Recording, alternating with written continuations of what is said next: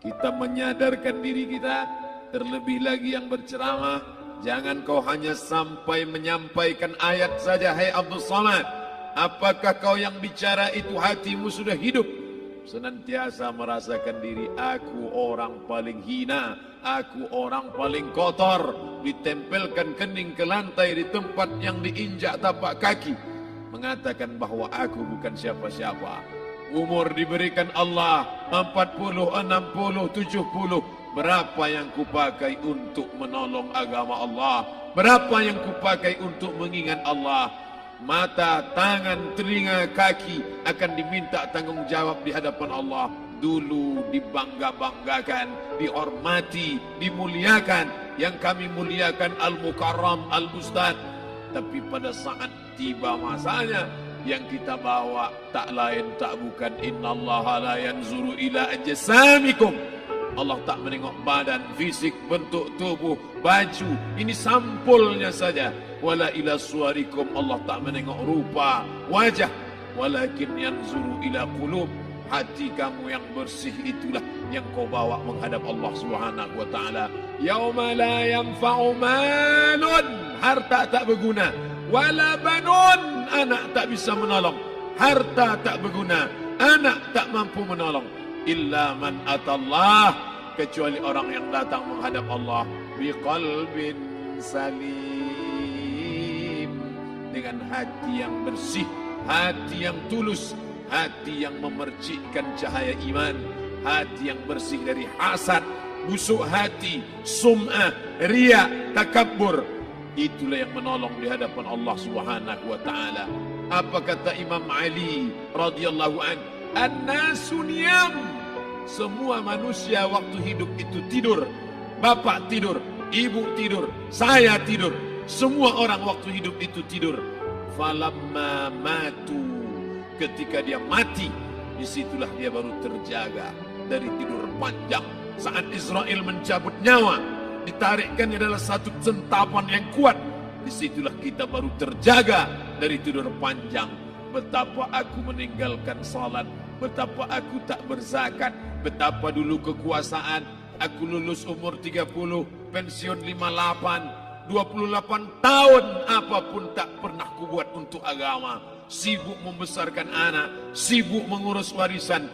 Anak pun tak ingat dengan kita, karena kita lupa menanamkan pendidikan agama di dalam otak kepalanya. Harta yang banyak tak sempat menolong agama Allah. Anak tunggal semata wayang tak sempat dididik agama.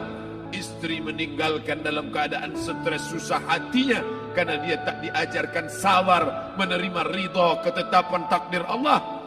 Dan paling celaka, tak pernah anggota tubuh ini dipakai untuk berzikir, muhasabah, mengingat Allah. Tak pernah mata dipakai menengok Quran, kitab suci Allah. Tak pernah dipakai hati merenung sejenak, apa yang akan kubawa mati menghadap Allah Subhanahu wa taala. Abdul Samad dari dalam tanah naik ke atas tanah, ceramah,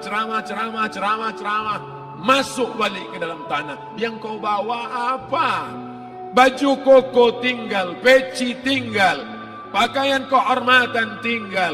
Yang kau bawa kain tidak berjahit, disobek, kerak.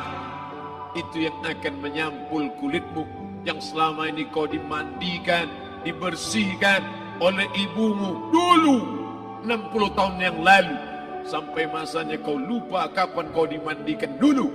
Sekarang ruh melihat, disebut dia ruh karena dia raha ya ruhu ruh, seperti aroma semerbak yang datang pergi hinggap. Ruh sampai masanya dia datang masuk ke dalam jasad. Ruh sampai masanya dia pergi meninggalkan jasad. Malam ini dimuliakan Al-Mukarram Haji Abdul Samad LCMA. Kenapa Abdul Samad ini dimuliakan? Karena ruh hinggap sejenak sebentar, sampai masanya besok pagi dia ruh keluar dari dalam tubuh ini. Anak yang katanya ayahku sayang, istri katanya kaulah abang, sampai masanya mereka tak lagi mau mendekat. Rumah itu saya yang buat, saya yang mengukurnya. Tapi begitu ruh sudah keluar dari badan, tidak satu pun semeter, sesenti, sejengkal, sehasta ada tempat di rumah itu untuk jenazah bernama jenazah Abdul Somad. Mana kawan, sahabat, andai tolan, anak menantu, teman sekantor, semuanya pergi meninggalkan. Yang tetap dibawa, kalau pernah kaki melangkah salat berjamaah di masjid, kalau pernah tangan mengusap kepala anak yatim, kalau pernah tangan mengucap subhanallah. Nanti di akhir tausiah kita akan berzikir, munajat, muhasabah diri, berdoa, mengenang apa yang akan kita bawa menghadap Allah Subhanahu wa taala. Datang malaikat membawa kain kafan dari cahaya, akan menyambut ruh yang mulia. Hadis riwayat Ahmad bin Ambal dalam kitab Al-Musnad, turun malaikat berlomba-lomba membawa kain putih dari cahaya, menunggu ruh akan keluar. Ruh menetes seperti embun di ujung daun. Daun tidak bergoyang, ranting tidak patah. Ruh menetes pelan turun ke dalam kain kafan, dibawa malaikat ke pintu langit. Tak sabar mereka menyambut. Inikah dia yang selama ini berjamaah? Berapa banyak yang masyhur terkenal di bumi, malaikat tak mengenal dia. Ini roh siapa? Tapi ini bukan LCMA, dia bukan ustaz, dia bukan ulama, tapi imannya dalam, kekuasaan dipakai menolong agama Allah. Ruhnya keluar di bawah, semua malaikat mengucapkan salam. Inilah orang yang selama ini kami tunggu-tunggu, catatannya sudah lama. Setiap pagi petang malaikat subuh membawa catatan namanya, malaikat malam membawa catatan namanya. Kami merindukannya. Begitu orang-orang yang masyhur di langit tapi tak dikenal makhluk bumi. Tapi ada sebaliknya, yang rohnya disentapkan, ditarik malaikat dengan begitu tarikan yang sangat kuat. Nabi bertanya saat Isra Mi'raj kepada mereka yang sudah mati ribuan tahun yang lalu, apa yang kalian rasakan? Yang satu mengatakan seperti tebasan pedang di tempat yang sama beratus kali. Yang satu mengatakan seperti kambing yang dikuliti hidup-hidup. Yang satu mengatakan seperti mata kail pancing ditarik dari kulit yang basah. Maka kita berdoa setiap selesai salat, Allahumma hawwin alaina, ringankan kami ya Allah, fi sakaratil maut, di saat sakaratul maut yang amat sangat menyakitkan itu, di saat malam pertama di tempat yang gelap, di tempat yang tak pernah diimpikan oleh orang, tapi kita tetap melewati dan merasakannya. Perlahan-lahan cacing tanah, ular-ulat kalajengking akan menggerogoti kulit yang selama ini dimandikan, selama ini dipakaikan sampo yang mahal, selama ini dioleskan pelembab yang lembut. Tapi ternyata sebelum roh keluar jasad, setelah keluar, dia hanya akan menjadi santapan cacing tanah, hancur berkeping hari demi hari. Yang pertama kali membusuk adalah mata, karena dia berisi cairan. Cairan ini mengering, busuk dan berlubang. Lalu kemudian usus sebulan di dalam tanah, mulai dia menggelembung masuk angin dan dia meletus pecah. Cacing-cacing tanah mulai datang menggerogoti, memakan. Habis, siap tak siap, suka tak suka, kau akan didatangkan. Apa yang akan ditanya oleh Allah? Perbuatanmu, amalmu. Faman ya'mal mithqala dzarratin khairan yarah. Sebesar biji sawi, sebesar ujung rambut, kau aniaya orang, kau makan titik puluh keringatnya. U'tul ajira ajrahu, berikan upah pekerjamu, gaji tukang panenmu, gaji tukang cuci setrikamu. Kau makan, kau tahan 3 bulan. Dia tak menuntut, dia senyum, dia hanya mampu mengadu kepada Allah. Tapi titik peluhnya yang keringatnya, air matanya akan kau balas di hadapan Allah Subhanahu wa taala. Di saat itu tak ada siapa bisa menolong. Hari ini uangmu banyak, kau bayar pengacara handal 1 jam 100 juta, bebas tanpa syarat. Tapi di hadapan Allah semua akan bersaksi.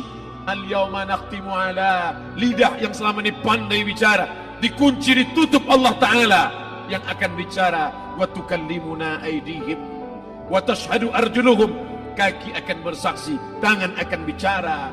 Bima kanu yaksibun, yang pernah dilakukan di masa yang lalu. Mata melihat seolah-olah nyata perbuatan itu pernah dilakukan dulu. Kita lupa, kita tak ingat. Tapi catatan malaikat terlalu terang benderang. Wa in kullun lamma jami'ul ladaina muhdharun. Catatan dibaca sampai-sampai orang itu tak percaya.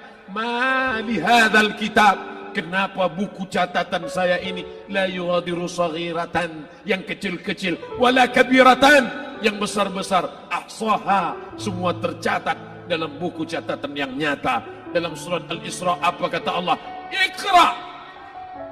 Hari ini kalau dikatakan Iqra baca Quran, Iqra baca Yasin, malam Jumat Iqra baca surat Al-Kahfi.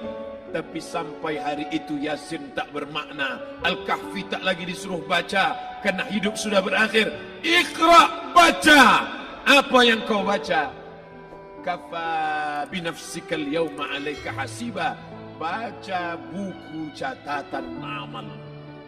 Sampulnya dosa, isinya dosa. Catatan kakinya dosa, sampul penutupnya dosa, bibliografinya dosa. Sampai ia pun tidak percaya, kenapa aku hidup hanya dosa saja. Saat itu dia mendengar teriakan azab, saat itu dia menyaksikan pekikan teriakan sakitnya siksa.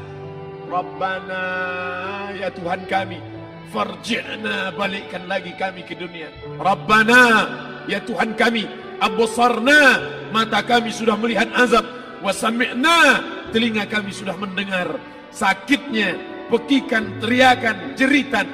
Farji'na, balikkan lagi kami ke dunia. Na'mal salihan, kami ingin amal saleh. Kami ingin bantu masjid, kami ingin sekolahkan anak yatim, kami ingin muliakan fakir miskin, kami ingin bantu panti jompo. Farji'na, balikkan lagi kami dunia. Kami ingin salat tahajud, kami ingin tahiyatul masjid, kami ingin puasa sunnah. Saat itu penyesalan tak lagi berguna. Na'mal salihan, kami ingin amal saleh. Andai kau beri kami tenggat waktu ya Allah, laula akhartani, kalau kau beri aku waktu, ila ajalin qarib, aku tak minta hidup 1000 tahun. Ila ajalin qarib, sebentar saja kau hidupkan aku ya Allah. Di situ orang baru tahu apa yang pernah dilakukan dulu, yang di masa lalu. Tak ada cara lain kecuali malam ini kita bertaubat, taubat nasuha, mandi, solat sunat taubat. Ma min muslimin yuznibu zamban, ada orang silap, khilaf, buat dosa, salah. Siapa yang tak pernah salah? Sedangkan datuk moyang kita Adam pun salah, tapi dia mengetahui, sadar salahnya. Dia berdoa, Rabbana zalamna anfusana, kami sudah menzalimi diri kami. Wa illam taghfir lana, kalau kau tidak mengampuni kami, wa tarhamna, kalau kau tidak merahmati kami, dan akunanna minal khasirin, kami termasuk orang yang rugi ya Allah. Maka malam ini kita bermunajat kepada Allah, berdoa, mengenang masa lalu, bergelimang dosa, besok tak akan kita ulang.